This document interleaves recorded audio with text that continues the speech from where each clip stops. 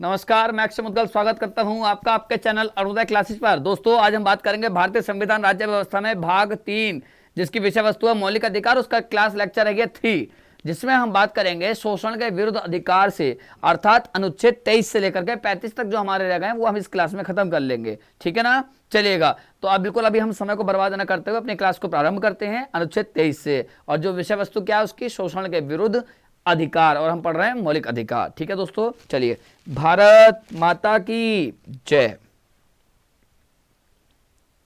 चलिए दोस्तों, ठीक है, तो हम लोग क्या पढ़ रहे थे दोस्तों?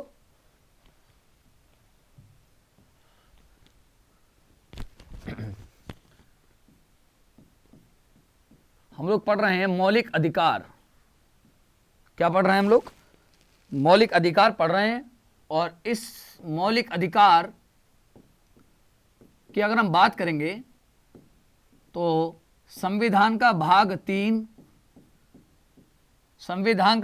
3 और अनुच्छेद 12 से लेकर के 35 तक दिए हुए हैं। 12 से लेकर 35 तक मौलिक अधिकार दिए हुए हैं। और हम बात करेंगे आज शोषण के विरुद्ध अधिकार से अपनी क्लास की। तो हम शुरुआत करेंगे शोषण के विरुद्ध अधिकार से। ठीक है दोस्तों, चलिएगा, तो हम शुरुआत करते हैं शोषण के विरुद्ध अधिकार। यह हमारा तीसरा मौलिक अधिकार है। कौन सा? ये तीसरा मौलिक अधिकार है, जिसका नाम है शोषण के विरुद्ध अधिकार। शोषण के विरुद्ध अधिकार, शोषण के विरुद्ध अधिकार, ये है हमारा। ठीक है, अब शोषण के विरुद्ध अधिकार कौन कौन से अनुच्छेद में है? अगर हम बात करेंगे दोस्तों तो अनुच्छेद 23 और अनुच्छेद 24, इन दोनों अनुच्छेदों में है। तो हम बात करते हैं सबसे पहले अनुच्छेद 23 की। किसकी बात करते हैं दोस्तों? हम बात करते हैं आर्टिकल 23, अनुच्छेद 23 की बात हम कर लेते हैं। ठीक है, अनुच्छेद 23 क्या कह रहा है? अनुच्छेद 23 कहता है दोस्तों, मानव दुर्व्यापार,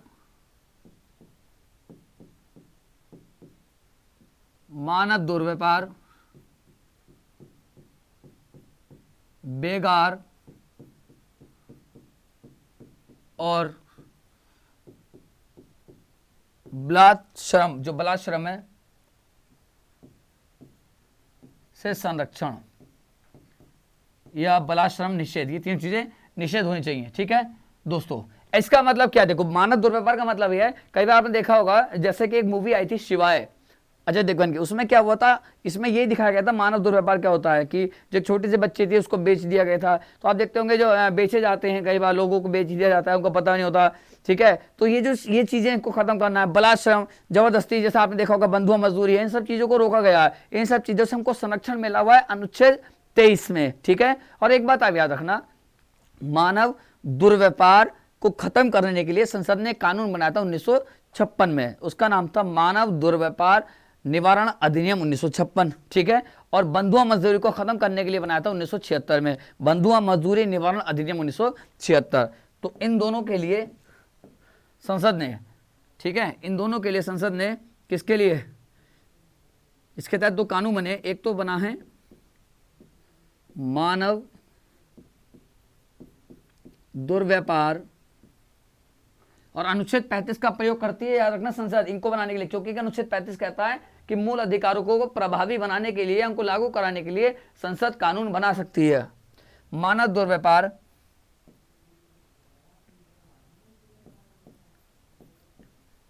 निवारण बोल दो या रोकथाम बोल दो,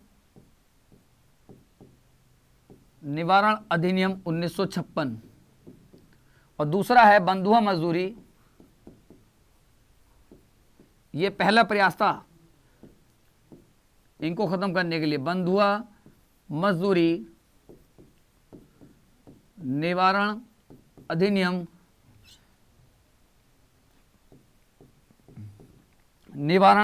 1976। ठीक है भाई, इन दोनों अधिनियम को याद रखेंगे। तो अनुच्छेद 23 ये है।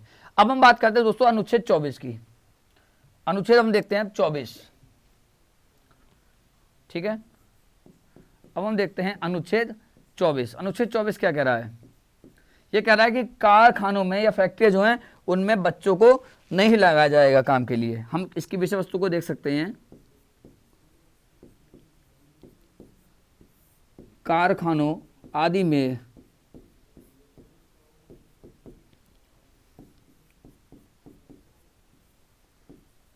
बालक के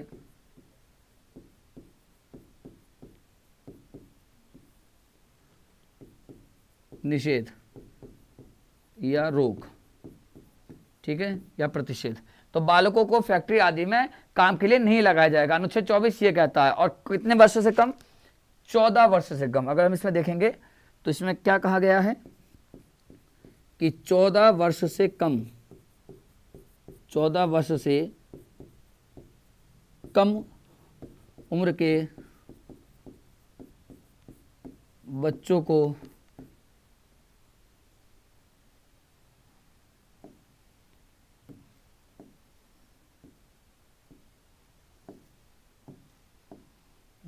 के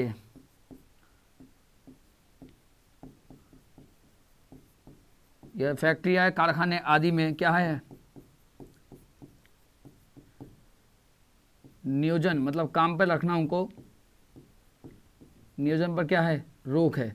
और एक बात आप जरूर याद रखना, संसद ने इस अधिकार का प्रयोग करते हुए एक कानून भी बनाया था। संसद ने इस अधिकार का प्रयोग करते हुए क्या बनाया था, एक कानून भी बनाया था, ठीक है। संसद ने इस अधिकार का प्रयोग करते हुए एक कानून भी बनाया था।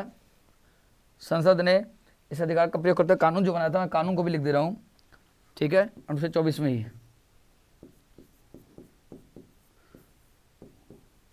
बाल श्रम, बाल श्रम का मतलब बच्चों की मजदूरी, बाल श्रम निवारण अधिनियम या रोकथाम, बाल श्रम रोकथाम अधिनियम 1986। तो बाल श्रम रोकथाम अधिनियम 1986, ठीक है भाई, इसका स्क्रीनशॉट ले लीजिएगा। 23-24 खत्म हो गया, एक ही पेज में मैंने आपको 23-24 दोनों खत्म कर दिया। ओके, चलिएगा। अब हम बात करते हैं, हमारा अगला मौलिक अधिकार है जिसका नाम है धार्मिक स्वतंत्रता का अधिकार। तो हमने कौन कौन से देख लिए, 14 से 18 देख लिया, 19 से 22 देख लिया, 23-24 देख लिया। तो चौथा मौलिक अधिकार है, तो कौन सा मौलिक अधिकार होगा, ये चौथा मौलिक अधिकार है हमारा, ठीक है, जिसका क्या नाम है, धार्मिक स्वतंत्रता का अधिकार। धार्मिक स्वतंत्रता का अधिकार, धार्मिक स्वतंत्रता का अधिकार, ठीक है दोस्तों। इसके लिए अनुच्छेद हैं 25 से 28।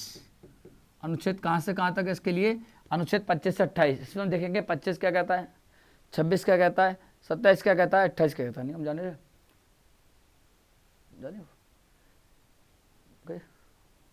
चलो ध्यान रखना टाइम, ठीक है। 25, 26, 27, 28 भैया को ले आना दोस्तों, 25, 26, 27, 28। चलिएगा दोस्तों, तो हम बात करते हैं आर्टिकल 25 की। सबसे पहले हम किस आर्टिकल की बात करेंगे दोस्तों इसमें, तो आर्टिकल की हम बात करेंगे 25 की।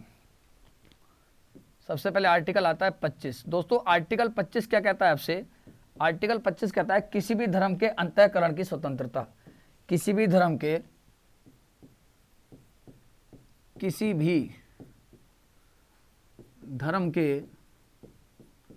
अंतःकरण की स्वतंत्रता, अंतःकरण की स्वतंत्रता, अर्थात आप किसी भी धर्म को अपना सकते हैं, आपको नहीं रोका जाएगा। आप जिस धर्म में जन्म लिए हैं, अगर आप उससे अलग किसी अन्य धर्म में जाना चाहते हैं तो आप पूरी तरह से स्वतंत्र हैं। बकायदा आपके पास आपका मौलिक अधिकार भी है जिसके जरिए आप वह धर्म अपना सकते हैं।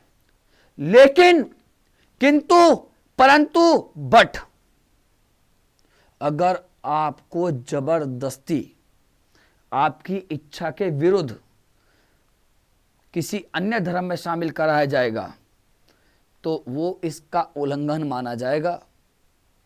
मैं जिस धर्म में जन्म लिया हूं कल को मेरी गर्दन में पकड़ के अब तू ये वाला धर्म अपना ले, वो गलत है।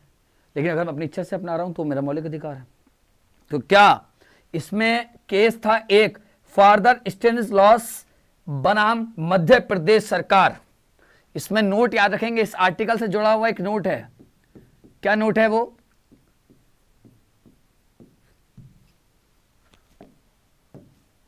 नोट क्या है, फादर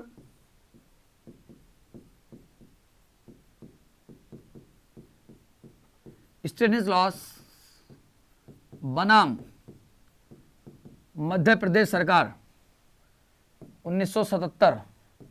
इस केस में साफ साफ कह दिया था सुप्रीम कोर्ट ने, क्या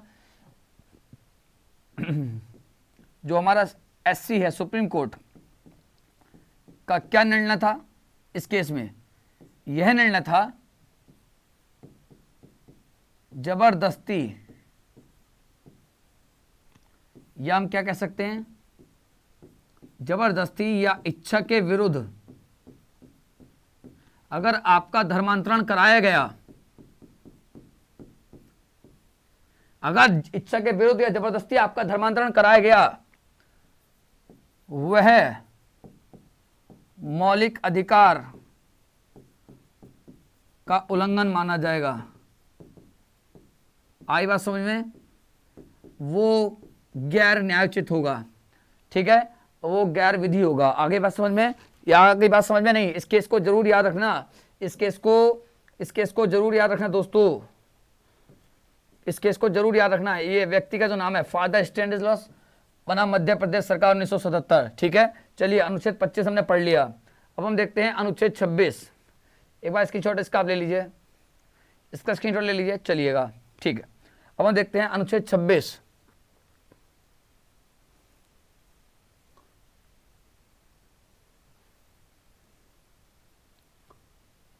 ठीक, अनुच्छेद 26,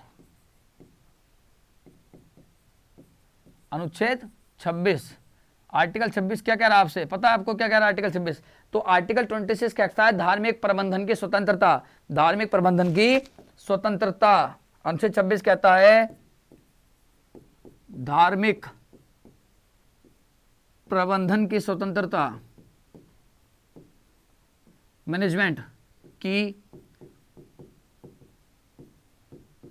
स्वतंत्रता, धार्मिक प्रबंधन की स्वतंत्रता। अनुच्छेद 27, अनुच्छेद 27 कहता है कि किसी विशेष धार्मिक अभिवृद्धि या किसी विशेष धर्म की अभिवृद्धि के लिए आप पर कर नहीं लगाया जाएगा। किसी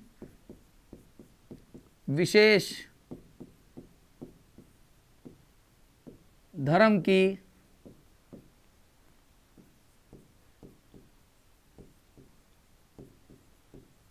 अभिवृद्धि के लिए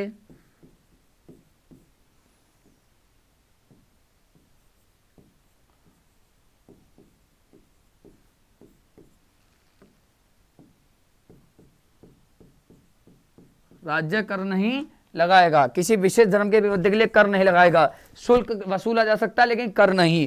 यहां पे याद रखना, शुल्क वसूला जा सकता है, कर नहीं। यहां इसका अपवाद क्या है? शुल्क, ठीक है, शुल्क लिया जा सकता है लेकिन कर नहीं वसूला जाएगा, ठीक है। हो गया बस समझ? 27 हो गया, 25 हो गया, 26 हो गया, 27 हो गया। 28 क्या कहता है? आर्टिकल 28, इसका स्क्रीनशॉट ले लीजिए, 26 का ले लिया, ठीक है। अनुच्छेद 28 क्या कहता है दोस्तों?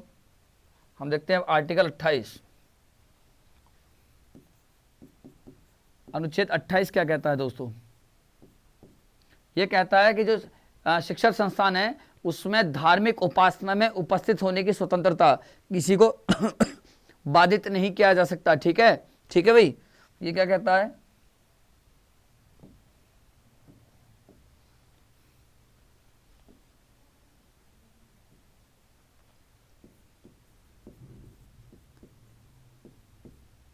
शिक्षण संस्थानों में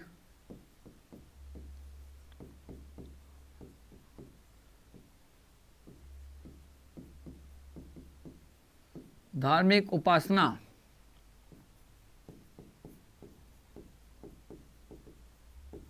में उपस्थित होने की स्वतंत्रता, लेकिन वो शिक्षा संस्थान राज्य द्वारा पोषित या आंशिक रूप से पोषित है, ये ध्यान रखना शर्त है इसकी। उपासना में उपस्थित होने की स्वतंत्रता, स्वतंत्रता, ठीक है भाई।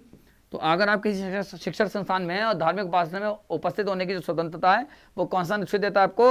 अनुच्छेद 28। तो देखा आपने, 25 हो गया, ये देखिएगा ये अनुच्छेद 25 भी हो गया आपका, ठीक है, अनुच्छेद 25 ये रहा आपका, फिर ये अनुच्छेद 26 हो गया आपका, ठीक है, 26 हो गया, फिर अनुच्छेद 27 हो गया और अनुच्छेद 28 हो गया, ठीक है।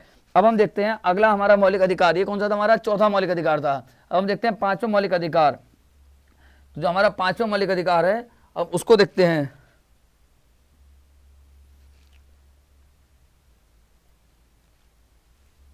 चलो इसको सेट कर दिया, ठीक है।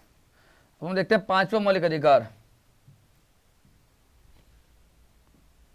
जो पांचवा मौलिक अधिकार है हमारा, वो जो पांचवा मौलिक अधिकार है वो कौन सा है। पांचवा मौलिक अधिकार हमारा क्या है, जो अल्पसंख्यक हैं उनके लिए, ठीक है, अल्पसंख्यकों के हितों की संरक्षण या हितों में वृद्धि।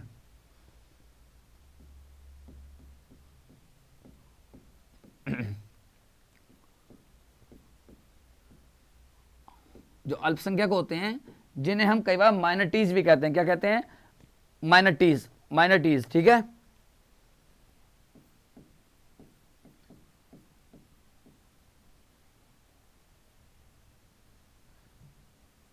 सीधी बात कर लो, अल्पसंख्यकों के क्या दिए हुए हैं, अधिकार।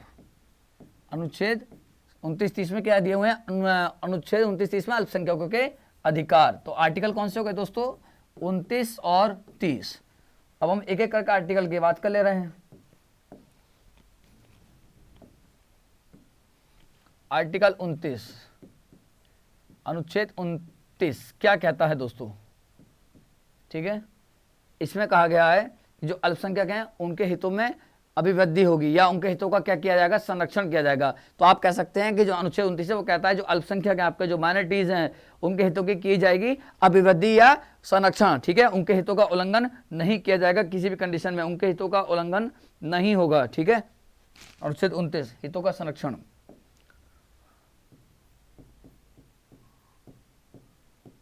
अल्प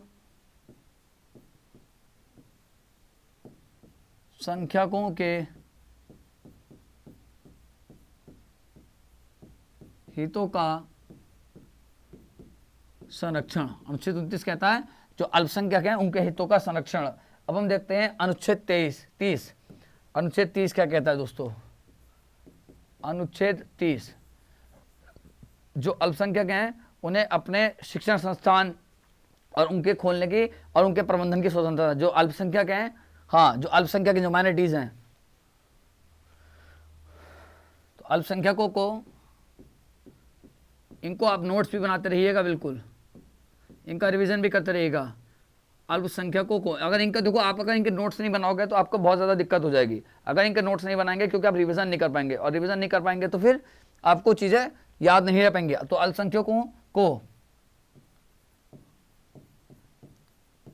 जो भी अल्पसंख्यक है जिस धर्म का, के अनुसार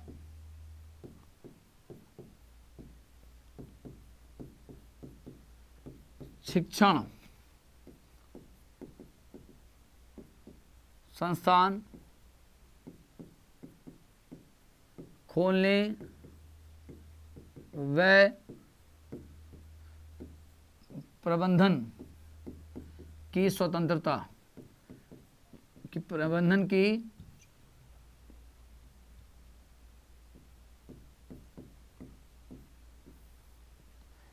की स्वतंत्रता। अनुच्छेद 29 भी हो गया, ठीक है। अब देखो अनुच्छेद 31 है, उसको हम बाद में एक बार डिस्कस कर लेंगे क्योंकि वो खत्म हो चुका है 44वें संविधान संशोधन से। अब बचा अनुच्छेद 32। अब बचा है जो लास्ट अधिकार है हमारा छठा, वो है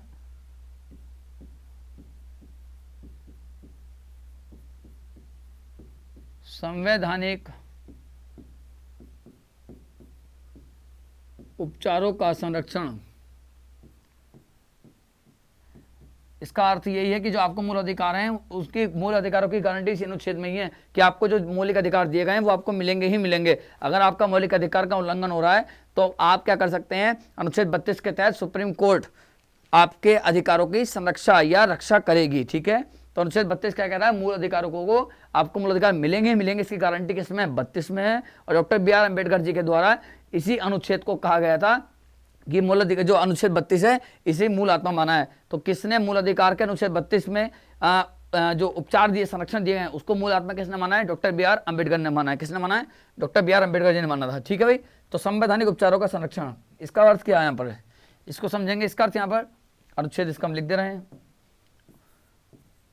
अनुच्छेद कौन सा है इसमें? 32। ठीक है, अब अनुच्छेद देखते हैं 32 क्या कह रहा है दोस्तों।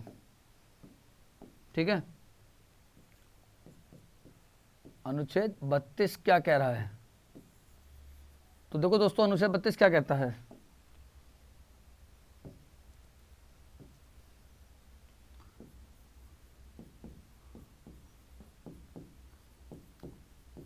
मूल अधिकारों का उल्लंघन होने पर, समझ लेना बिल्कुल सरल शब्दों में, मूल अधिकारों का उल्लंघन होने पर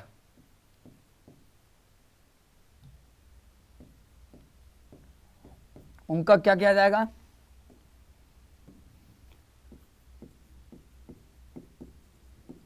मूल अधिकारों का उल्लंघन होने पर उनका क्या किया जाएगा? संरक्षण। क्या किया जाएगा? संरक्षण। ठीक है, और ये संरक्षण कैसे होगा? ये संरक्षण कैसे होगा? अनुच्छेद 32 के तहत जो हमारा सर्वोच्च न्यायालय है, हमारे मूल अधिकारों की रक्षा करने के लिए रिट जारी करता है। क्या जारी करता है?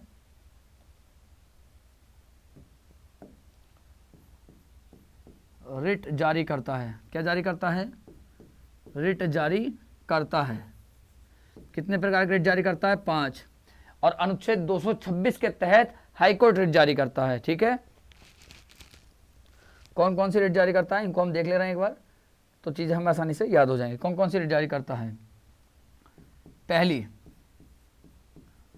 बंदी प्रत्यक्षीकरण,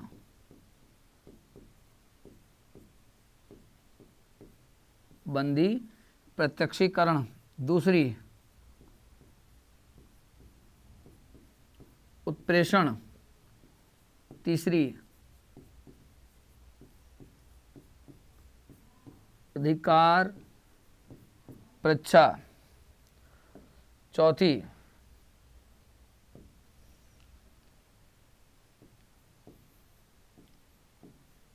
परमादेश। और पांचवी है प्रतिषेध।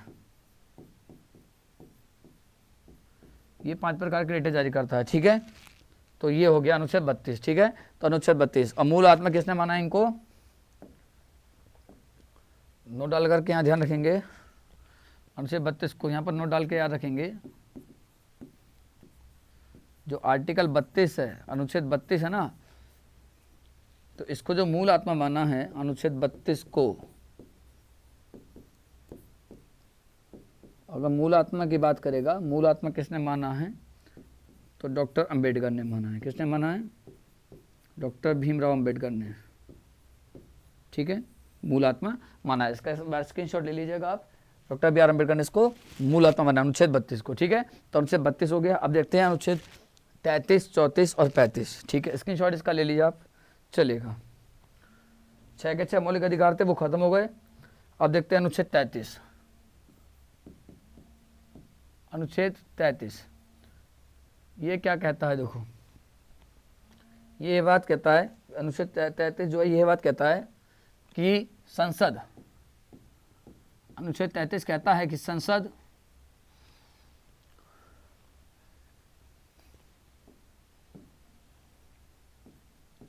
सशस्त्र बल, जो सेना होती है, सशस्त्र बलों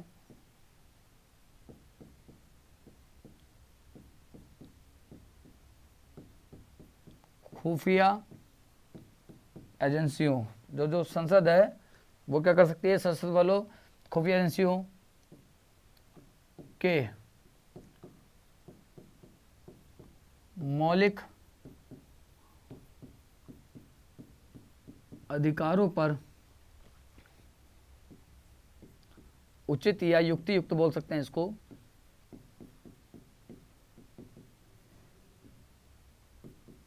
प्रतिबंध लगा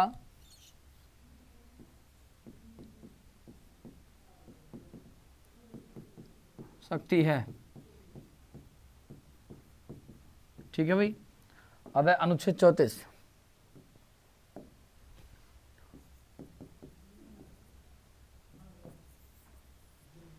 यह अनुच्छेद 34 यह कहता है संसद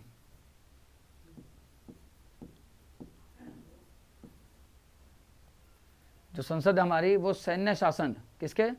सैन्य शासन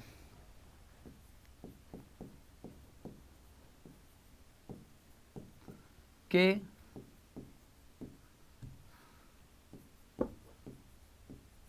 सैन्य शासन के समय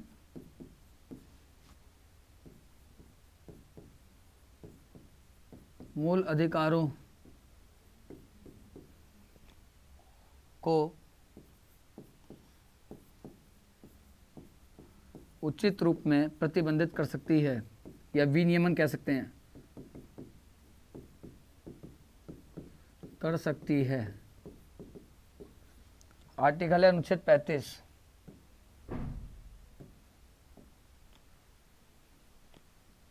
इसका स्क्रीनशॉट ले लीजिए आप।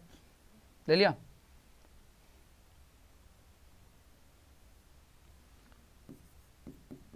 अनुच्छेद है 35। इसमें ये बात कहेगा, ये क्या कहेगा ये इसमें कि जो संसद है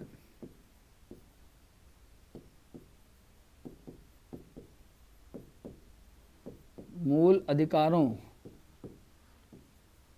को प्रभावी बनाने के लिए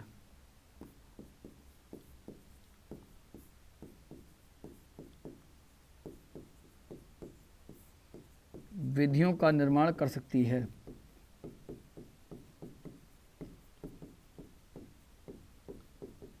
या उचित या सार्थक बोल दीजिए, संशोधन भी कर सकती है। छीनेगी नहीं, ऐसा संशोधन नहीं करेगी जिससे आपके मौलिक अधिकार और कम हो रहे हों। ठीक है, चलिएगा इसका स्क्रीनशॉट आप ले लीजिए। ठीक है, तो अनुच्छेद 32, 33, 34, 35 ये पूरा का पूरा आपका हो गया। ठीक है, अब एक बात ध्यान से सुनना, जो अनुच्छेद 31 में संपत्ति का अधिकार था और भाग 7 में था 238 अनुच्छेद में, उसको क्या गया उसके बारे में और देख लेते हैं एक बार। चलिएगा, फिर क्लास हमारा खत्म हो जाएगा। ठीक है,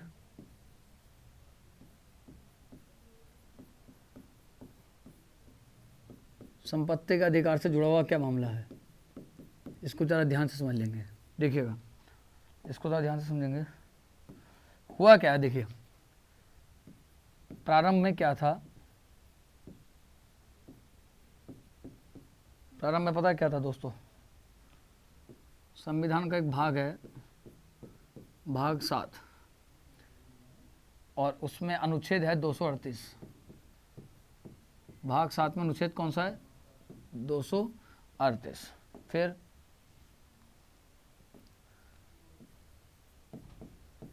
भाग 3 मौलिक अधिकार में कौन सा अनुच्छेद था? 31।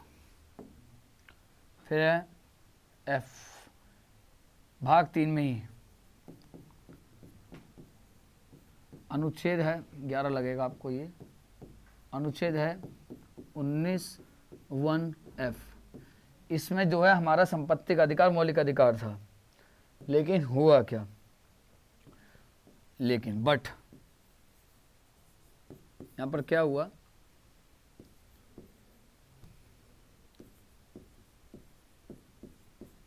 चौवालीसवां संविधान संशोधन 1978 ने क्या करा,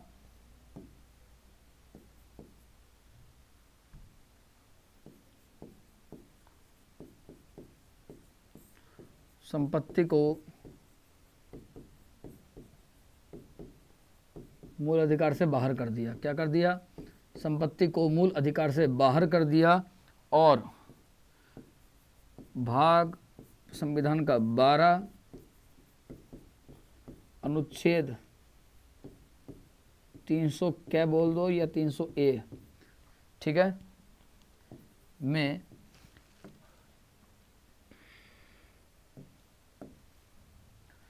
में कैसा अधिकार बना दिया, कानूनी अधिकार, विधिक अधिकार में रख दिया। किस में रख दिया, विधिक अधिकार में रख दिया। ये चीज़ आपका एक बार और देख लेंगे, इसका स्क्रीनशॉट ले लेंगे। तो इसी के साथ जो हमारा ये भी ख़त्म होता है। तो ठीक है, हमने जो है मौलिक अधिकार का पूरा जो चैप्टर था वो हमने अच्छे से अपना ख़त्म कर लिया है। ठीक है, और फिर अगली क्लास में हम बात करेंगे नीति निर्देशक तत्वों की। ठीक है, भाग 4 में उसको एक ही वीडियो में पूरा ख़त्म कर देंगे, एक ही लेक्चर में हम उसको ख़त्म कर देंगे। ठीक है, तो आप चैनल को ज़्यादा से ज़्यादा लाइक करेंगे, सब्सक्राइब करेंगे, और वीडियो को लाइक भी करना है, चैनल को लाइक करना है, सब्सक्राइब करना है, शेयर करना है, ज़्यादा से ज़्यादा स्टडी ग्रुप्स में इसको भेजने की कोशिश करिए। बैठ जाइए आलती पालती मार करके, थाम करके इसी काम पे लग जाइए कुछ समय के लिए। ठीक है, थोड़ा सा समय निकाल करके उसको उस समय यही काम कीजिएगा, हमारे चैनल को ज़्यादा से ज़्यादा वायरल कीजिएगा।